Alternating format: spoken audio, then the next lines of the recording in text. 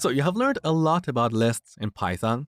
These lists are very useful, but if you're dealing with a large sequence of numbers, we have a more efficient data type in Python called array. These arrays take less memory and perform a little bit faster. But note that you will see the difference only if you're dealing with a large list of numbers, let's say 10,000 or more. So for 90% of the cases, you will use lists. But if you run your program and you see some performance problems, then you can see if you can solve the problem by replacing a list with an array.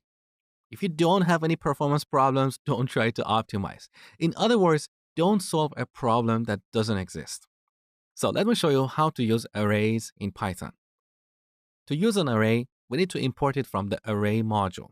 So on the top, from array, import array.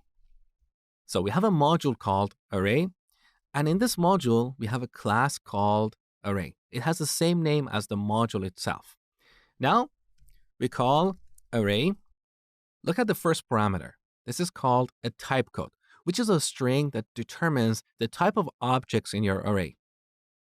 So here in Google, search for Python 3 type code.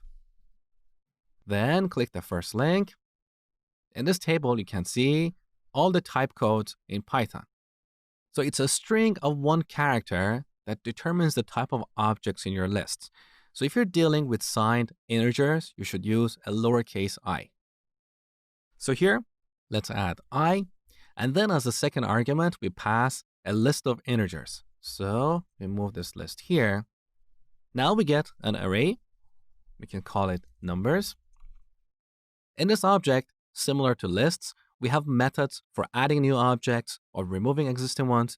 So we can call numbers.append to append a number to the end of the list, or we can use insert to add a number at a specific index. We also have pop and remove exactly like lists. And we can also access items by their index. So we can get the first item in this array.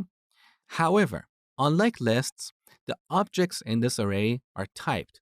So here, every object should be an integer. If we try to put a floating point number here or any other kind of objects, we'll get an error. Let me show you. So I'm going to change the first item to 1.0. Now let's run the program. We get this type error, integer argument expected, got float. So every object in this array should be of the same type, which is determined at the time of creating the array using the type code. So to recap, use arrays only if you're dealing with a large sequence of numbers and you encounter performance problems. For other cases, use lists and tuples by default.